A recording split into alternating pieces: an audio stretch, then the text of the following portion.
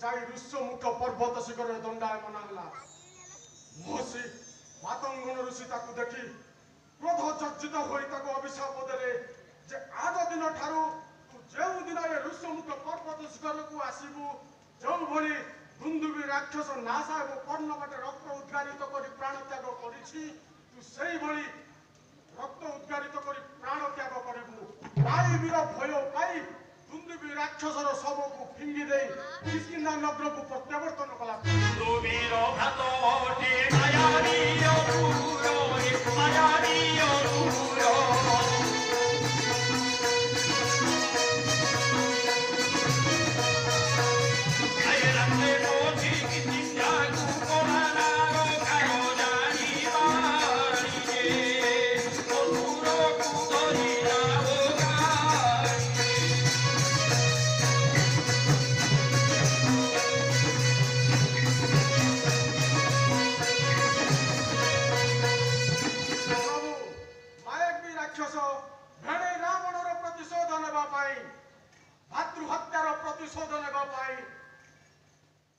ମାୟାବୀ ରାକ୍ଷସ ବାଳକୁ ଯୁଦ୍ଧ ପାଇଁ ଆହ୍ୱାନ ଦେଲା।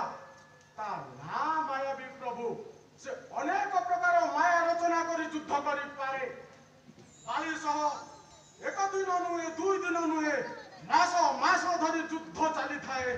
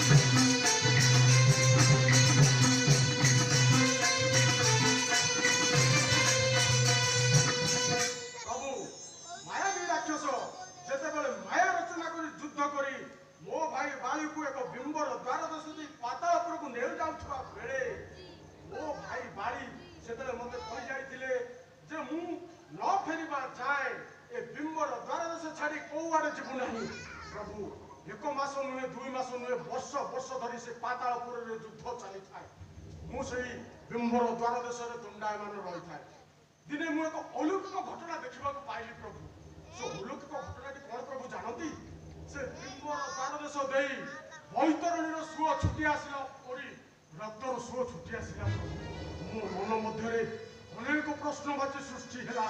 कौन प्रभु जानती जे जो बाड़ी सम्मुख जे शत्रु मनोभाव नहीं आसे तार अधे कौन से हरण करनी जो बाड़ी वीर तत्पर ये वसुंधरा माँ पदाघात करके चले से भू कंपमान हुए से बाड़ी सह को भाई वर्ष वर्ष धरी मायावी राक्षस से पाताल युद्ध कर पारा यही अनेक मो मन में प्रश्नवाची सृष्टि है। प्रभु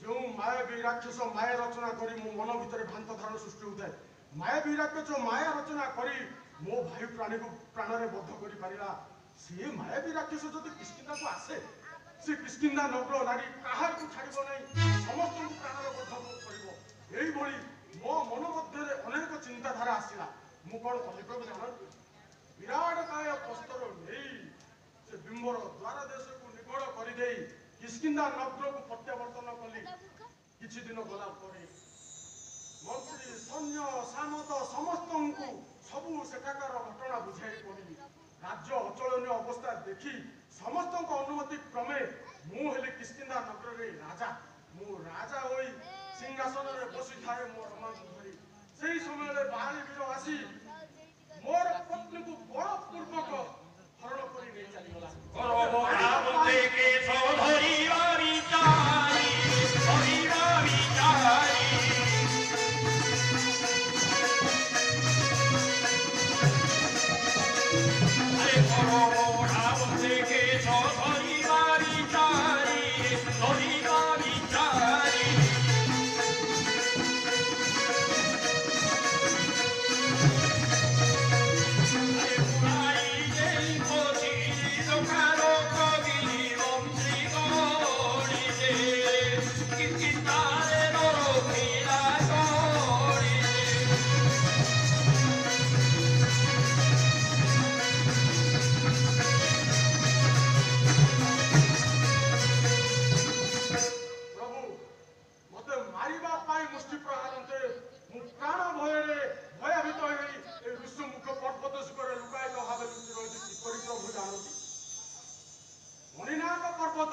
इंद्र को वज्रघात रक्षा पाइबा पाई जो भली जल मध्य सदा सर्वदा बुड़ी रही थाए सेही भली मु बाली कबल रक्षा पाइबा पाई ऋषमुख पर्वत शिखर सदा सर्वदा लुचि रही थाए आउ मोर शुभचिंतक माने जेते थिले किष्किंधा नगर कहार को से रखिला नहीं समस्त को विताड़ित करिदेला सेमाने मध्य आसिके ऋषमुख पर्वत शिखर आश्रय नै छथि स्थान नाही भावी मोते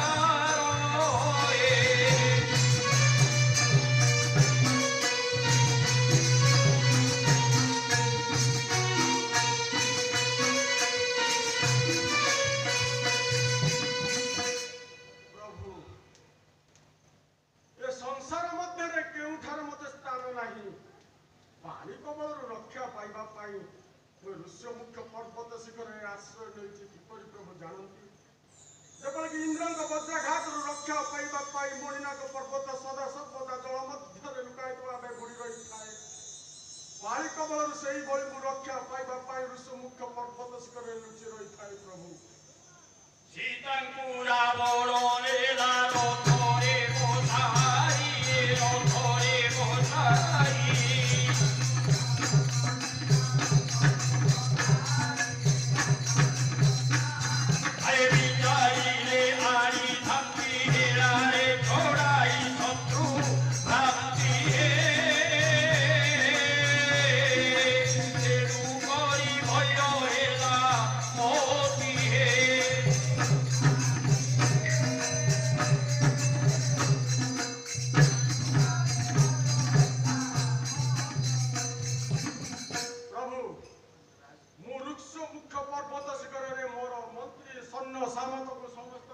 सभा करी बसी था सही समय रे आकाश मार्ग रे हाराम हाराम क्रंदन गोटे नारी कंठस्वर सुबिला प्रभु मु चाहिए बापाचारी रावण को प्राण रे बद्ध करी माता सीता को उद्धार करि पारि थांती प्रभु हेले ବାଳି ଭୟରେ ମୁଁ ସେ ଋଷି ମୁଖ୍ୟ ପର୍ବତ ଶିଖରରେ ପାଷାଣ ସଦୃଶ ପଡ଼ି ରହିଲି ପ୍ରଭୁ। ମୁଁ କେଉଁ ଆଡ଼େ ଗଲି ନାହିଁ। ଅମଳାନ ବସ୍ତ୍ରେ ବାନ୍ଧି ଅଳଙ୍କାର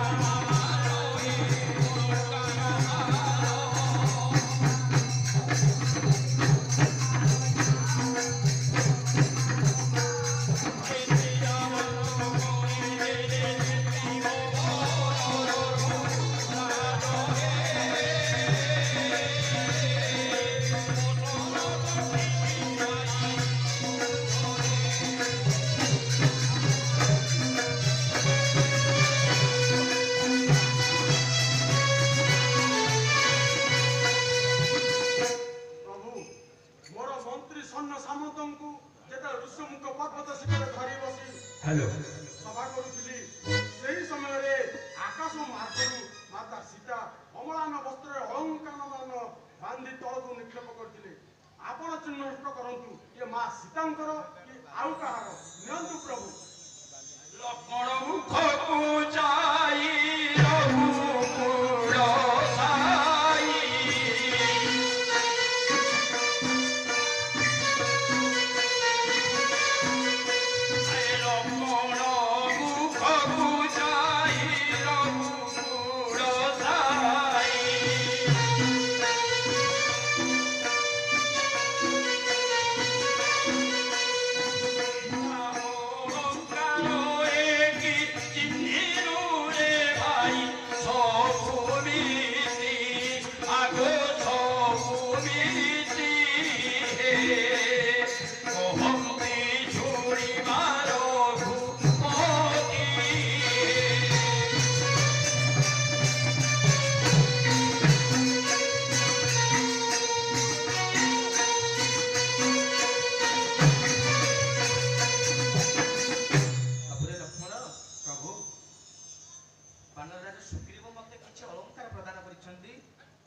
देखिलु ई कोन तो मां सीतांकर अलंकार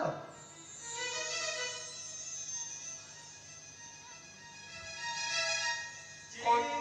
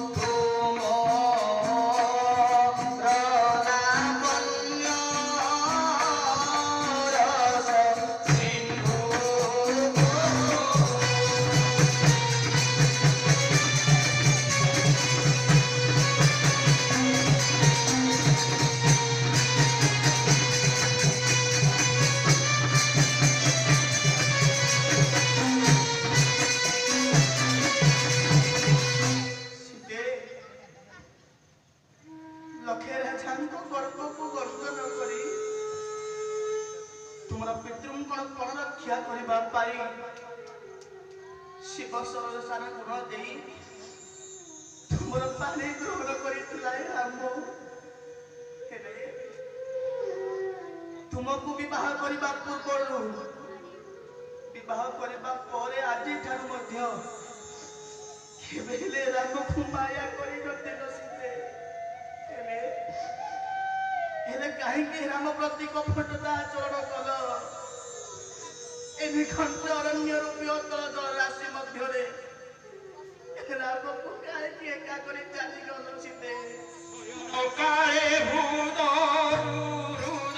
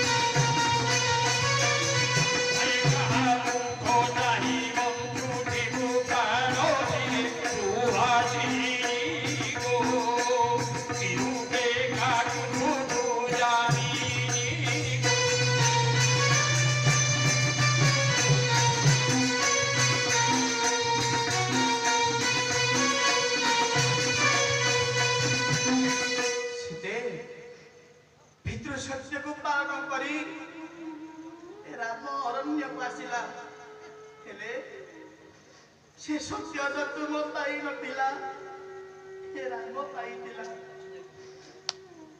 मो सत्य को हातई नहीं तुम्हें एवं मोर सानुज लक्ष्मण अरण्य को आसिल तुमर से चंद्रमा प्राय मुख मंडल को दर्शन करी ए अरण्यर कष्ट को तुल्य करी देइथिली सीते जेते बेले पंचवटी अरण्य रे हम बसती करी थाउ जेते बेले तुम घर जदि मुझे मात्र अंतर होई जाए तुम शरीर भयर प्रकृत हेबाक लागे सीते हेले जेते बेले तुम असुरपुरी रे अछ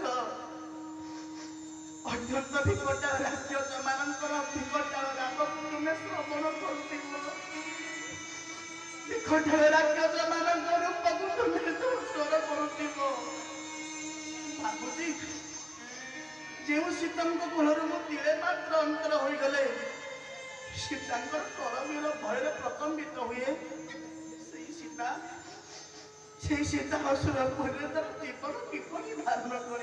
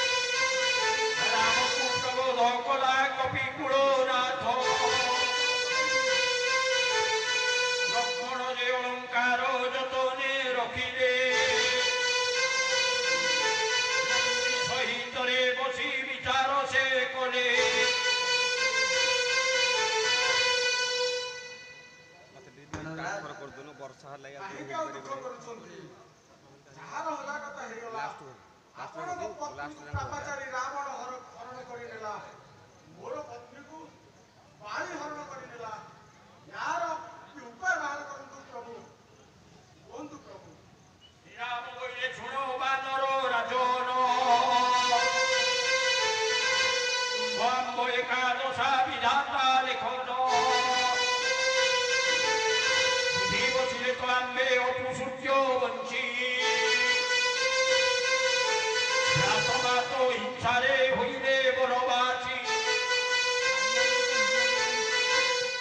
ବାନରାଜ ତୁମ ଦଶା ଏବଂ ମୋ ଦଶା ସମସ୍ତ ସମାନ। ମୁଁ ହେଉଛି ସୂର୍ଯ୍ୟବଂଶୀ ଏବଂ ତୁମେ ହେଉଛ ସୂର୍ଯ୍ୟପୁତ୍ର। ପିତୃସତ୍ୟକୁ ଅକ୍ଷୁଣ୍ଣ ରଖିବା ପାଇଁ ମୁଁ ବନବାସକୁ ଆସିଛି, କିନ୍ତୁ ତୁମେ ତୁମର ଜ୍ୟେଷ୍ଠ ଭାତ ବାଳିର ଭୟରେ ଏ ଋଷ୍ୟମୁଖ ପର୍ବତରେ ବସତି ସ୍ଥାପନ କରିଛ। ଦେଖିବାକୁ ଗଲେ ତୁମ ଦଶା ଏବଂ ମୋ ଦଶା ସମସ୍ତ ସମାନ। ତୁମ୍ଭନାରୀ ବାଳିନେ ଦାବରାରୀ ରାବଣ ଭ୍ରାତା ବୋଧ ଶୁଣି ରଖିଛୁ ପୁରାଣ। ମିତ୍ର ହେବାର ଉଚିତ ବୋଇଲେ ଶ୍ରୀରାମ ସାଧାରେ ସର ଠୁଙ୍କିଲେ ସୁମିତ୍ରା ନନ୍ଦନ। ମୋର ପତ୍ନୀ ସୀତାଙ୍କୁ ଲଙ୍କାର ପାପାଚାରୀ ରାବଣ ହରଣ କରି ନେବା ବେଳେ ତୁମର ପତ୍ନୀକୁ ତୁମର ଜ୍ୟେଷ୍ଠ ଭ୍ରାତା ବାଳି ହରଣ କରି ନେଇଛି। ହେ ବାନରରାଜ, ଦେଖିବାକୁ ଗଲେ ଏ ସମସ୍ତ ଦର୍ଶନ ସମାନ। ମୋର ଲକ୍ଷ୍ମଣର ପ୍ରବୋଧନରେ ମୁଁ ଜୀବନ ଧାରଣ କରିଛି, ତୁମେ ମଧ୍ୟ ମନ୍ତ୍ରୀମାନଙ୍କ ପ୍ରବୋଧନରେ ତୁମେ ଜୀବନ ଧାରଣ କରିଛ। ଏ ଦଶାକୁ ସଂଦର୍ଶନ କରି ସାରିବା ପରେ ମୋ ମନ କହୁଛି ତୁମ ସାଙ୍ଗରେ ମୋ ମୈତ୍ରତା ସ୍ଥାପନ କରିବା ନିତ୍ୟାନ୍ତ ଆବଶ୍ୟକ। ଏ ତ ବଡ଼ ଭାଗ୍ୟର କଥା ପ୍ରଭୁ। ସାମାନ୍ୟ ମର୍କଟ ହାତରେ ଆଜି ଆପଣ ମୈତ୍ରତା ସ୍ଥାପନ କରିବେ, ଆଉ ବିଳମ୍ବ କାହିଁକି ପ୍ରଭୁ? ହେ ଲକ୍ଷ୍ମଣ, ଯଥାଶୀଘ୍ର ଏଠାରେ ଅନର ସ୍ଥାପନ କର।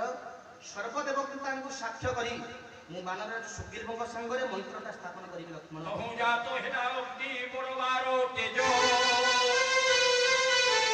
ସାକ୍ଷ୍ୟ କରି ମିତ୍ର ହେଲେ ବାଳିର ସନୁଜ।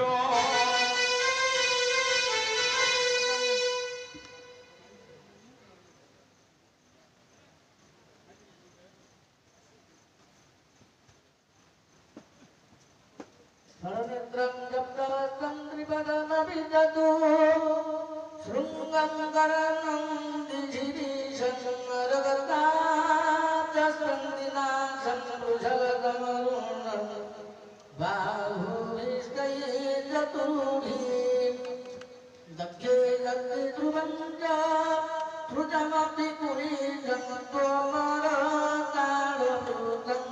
सर्पीतां च बाणे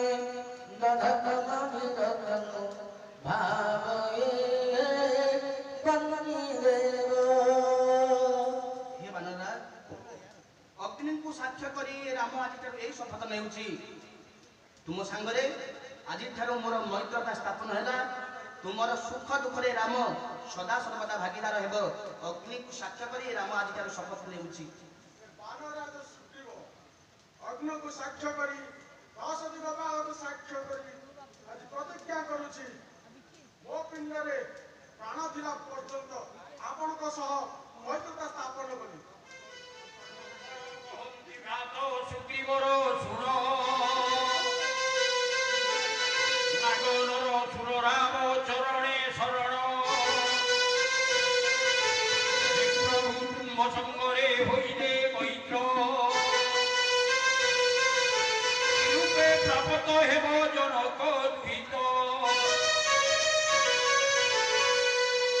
ଭ୍ରାତ ସୁଗ୍ରୀବ, ତୁମେ ଆଜି ଯାହା ସହିତ ମିତ୍ରତା ସ୍ଥାପନ କରିବାକୁ ଗଲ, ଜାଣିଛ ଯାହାର ଚରଣରେ ଏ ସଂସାରରେ ଥିବା ନାଗ ନର ସୁର ଗନ୍ଧର୍ବ କିନ୍ନର ଯକ୍ଷ ରକ୍ଷ ମାନବ ଦାନବ ଯାହାର ଚରଣରେ ଶରଣ ବସନ୍ତି, ତୁମେ ତାହା ସହିତ ଆଜି ମିତ୍ରତା ସ୍ଥାପନ କଲ। କିନ୍ତୁ ମୋର କହିବାର କଥା, ଯଦି ଲଙ୍କା କଟକରୁ ମୋର ମା ସୀତାଙ୍କୁ ମୋ ପ୍ରଭୁଙ୍କ ହସ୍ତରେ ଆଣିକି ଅର୍ପଣ କରିବ, ଏ ବିଷୟ ସାହା ଯେବେ ହେବ କପିପତି ନିଶ୍ଚୟ ଅବଶ୍ୟ ରାମ ଅବଶ୍ୟ କରିବେ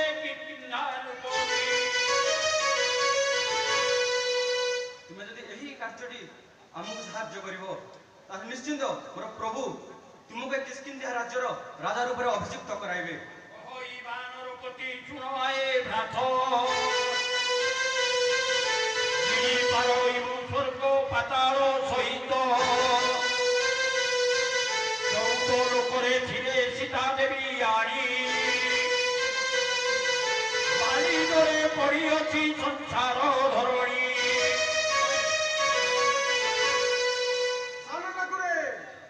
ସୁଗ୍ରୀବ କିଛି କ୍ଷଣକ ମଧ୍ୟରେ ଶୂନ୍ୟ ଉଡ଼ି ଯାଇ ଏ ଚୌଦ ଲୋକ ମଧ୍ୟରେ ମାତା